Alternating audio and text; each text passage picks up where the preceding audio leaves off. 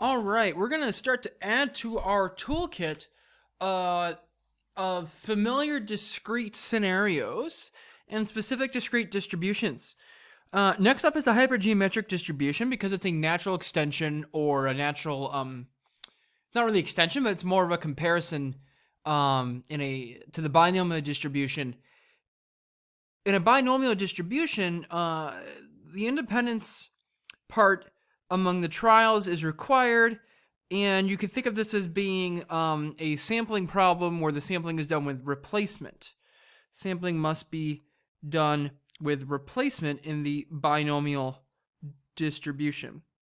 So what if you do a sampling question without replacement, right? What if it's like drawing from a deck of playing cards? That is not going to result in independent trials, because your success probability is going to change if you are not replacing the cards. The hypergeometric distribution does not require this independence and can be associated with sampling without replacement. So a hypergeometric experiment has similar but slightly different properties.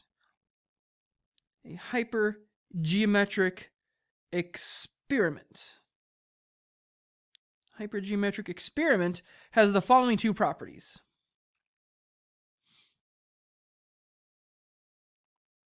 Following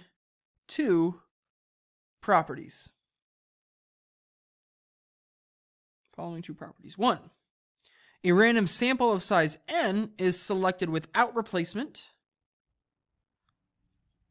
A random sample of size little n is selected without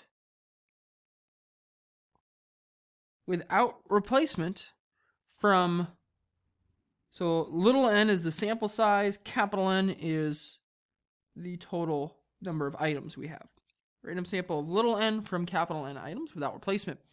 Now, where this is sort of similar to the binomial distribution is that we are either getting, we're counting each element of our sample as a success or a failure. So there's still that dichotomy. Of the n items, some are success and some are failures. So let's say that there are k items that may be classified as a success. K may be classified as a success. So if there are k items in the n that are success, the remainder would be classified as failures. So what's the remainder? That would be n minus k items are failures. N minus k items are failures. All right. So if capital X is a random variable, then counting the number of successes, X is a random variable, counting the number of successes in the sample of little n, then X follows a hypergeometric distribution.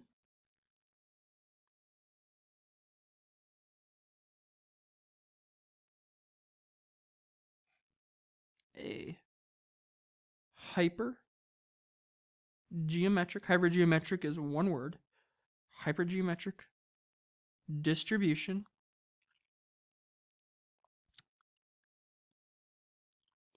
with probability mass function given as follows here. Probability mass function. So for the hypergeometric distribution of getting X successes, we have a lot more arguments that need to be used for the hypergeometric distribution, right? Because we have a total of capital N items. We're getting a sample of little n items, of which k are a success. So the probability then of getting exactly X successes out of k in a sample of n is as follows. Let's think about this. you're drawing a sample from capital N items. You're drawing a sample of capital N items. So we have capital N, choose little n. Capital N items, we're picking a sample of n. That's the total number of ways of sampling little n from capital N. Now, the numerator, then we really just want to count, we want to count all of the elements that will be associated with giving exactly x successes. Okay? Well, there are k items, right? K may be classified as a success. K items can be classified as a success. So there are k items. How many successes are you getting? According to this, we're getting little x of those.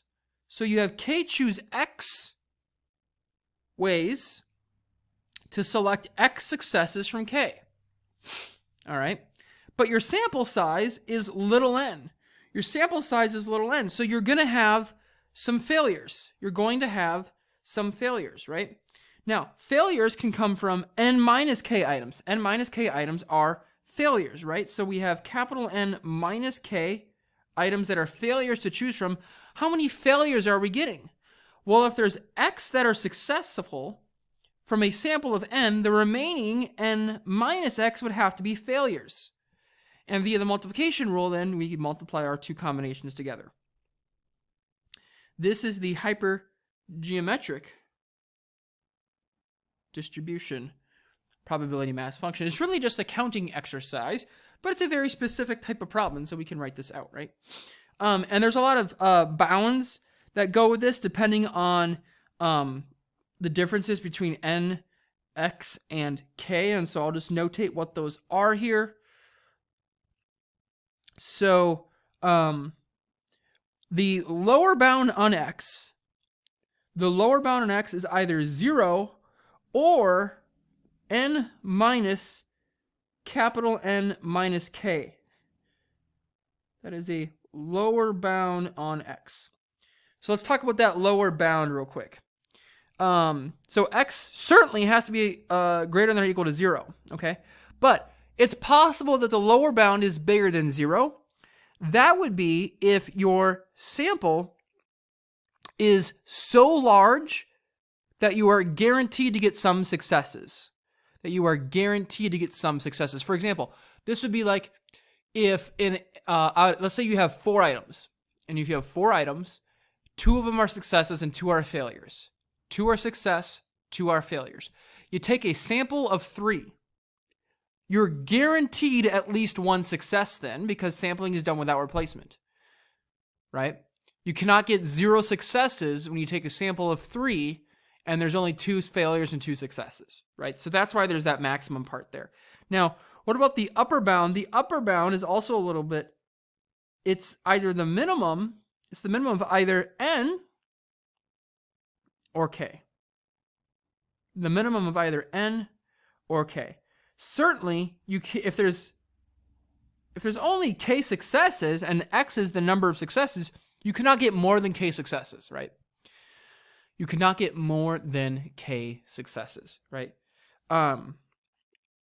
However, if your sample, let's say you have 100 items and you take a sample of 10 and there's 20 successful items out of the 100. So 20 out of the 100 items are considered successes, but you're only sampling 10, then the most number of successes you can get would be 10. In that case, n would be smaller than k.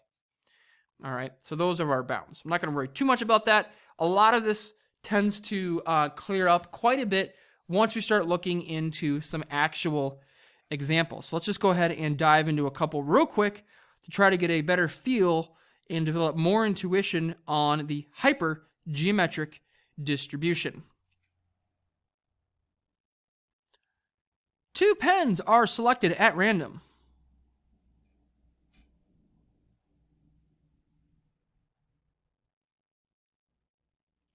Two pens are selected at random from a box that contains 3 blue,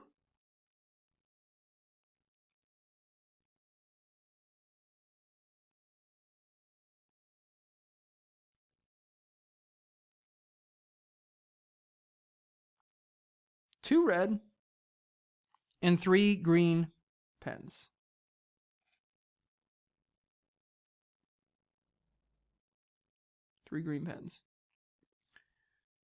Let X be the number of blue pens.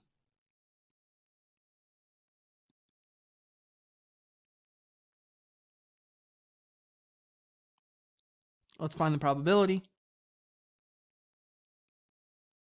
that X is equal to 1. Let's find the probability that X is equal to 1. Okay. Just in relation to the conversation we just had over here about the bounds on X, let's just think about what those bounds are here. All right. So what can X be between? You are taking 2 pens. There are 3 blue pens, but you're only taking a sample of 2. So the most amount of successes I can get would be 2 here, not 3. And then the lower bound, is it possible that I get 0? Certainly is, because there's 2 red and 3 green pens. So X would be between 0 and 2, right? So what is the probability that X is equal to 1 here? What is the probability that X is equal to 1? We have a hypergeometric distribution question. We're looking at getting 1 success. Capital N, how many total pens are there? 3, 2, and 3, there are 8 total pens. Little n, what's your sample size? 2. So we can immediately fill in this bottom part of that combination. Capital N is 8. 8 choose 2. And then how many of your 8, how many could be considered successful? There are 3 blue pens. So out of the 3 blue pens, in this case, we're getting 1 success. So 3 blue pens, choose 1 of those. And then how many that are remaining? 8 minus 3. There are 5 other pens left over that are not successes. In this case, if we're getting 1 success in a sample of 2, that means the other pen has to be from the failure. So 3 choose 1 and 5 choose 1. Over 8 choose 2. So this would be 15 over 28 as an exact fraction. If we want to round this off to 4 places, I've got about 0.5357 there. 0.5357. A lot of these questions might look very familiar, and the fact of the matter is we've tackled some of these problems that fit these specific distributions earlier on by just using basic rules of probability and basic counting techniques. But now we should start to get a little bit more efficient with these as we recognize them fitting specific distributions. Classic example of hypergeometric distribution problems are questions about picking samples from a specific set of items, like a specific hand, a poker hand from a deck of playing cards. So let's take, in this example, a standard deck of 52 playing cards. In a standard deck of 52 cards, you are dealt a hand of 13.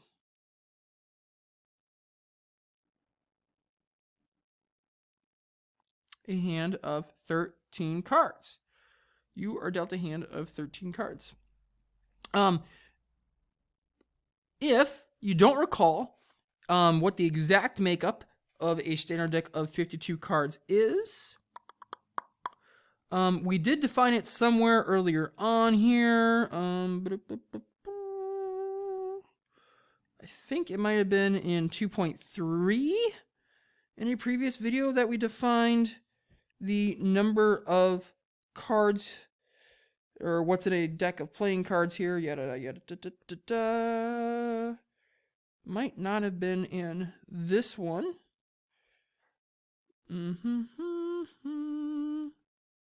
Don't know. Maybe it was not in 2.3. Was it in 2.4 that we defined what was in a deck of playing cards? Yes, it was in section 2.4. So you can go back and take a look at those notes there where we defined what was in a deck of playing cards. You've got 4 suits: hearts, diamonds, clubs, and spades. Hearts and diamonds are red, clubs and spades are black. ranks 2, 3, 4, 5, 6, 7, 8, 9, 10, Jack, Queen, King, face cards, and aces. Okay, so in the hypergeometric distribution question that we're looking at right now, we are dealt a hand of 13 cards. 13 cards, so we get all 13 at once. Find the probability of getting exactly 4 hearts.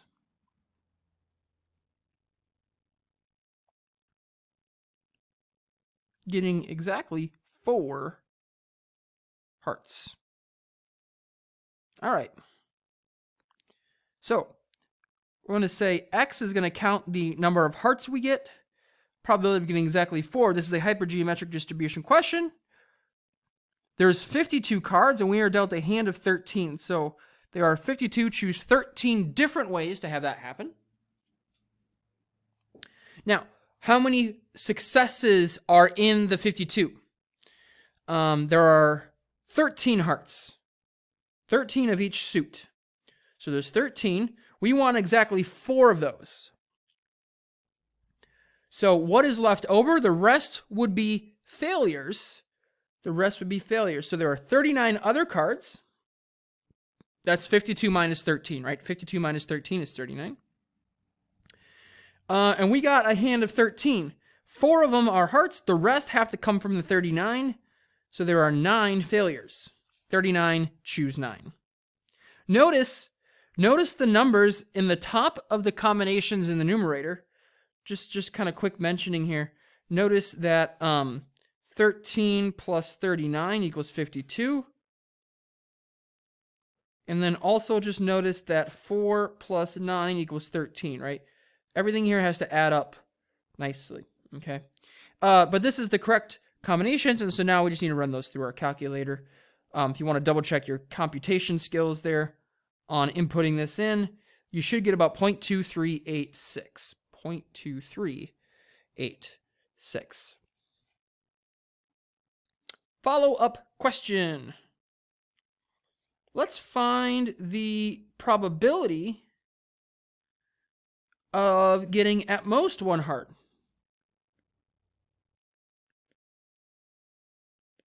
At most 1 heart. Let's find the probability of getting at most 1 heart. So we're still in the deck of 52, and you're dealt a hand of 13.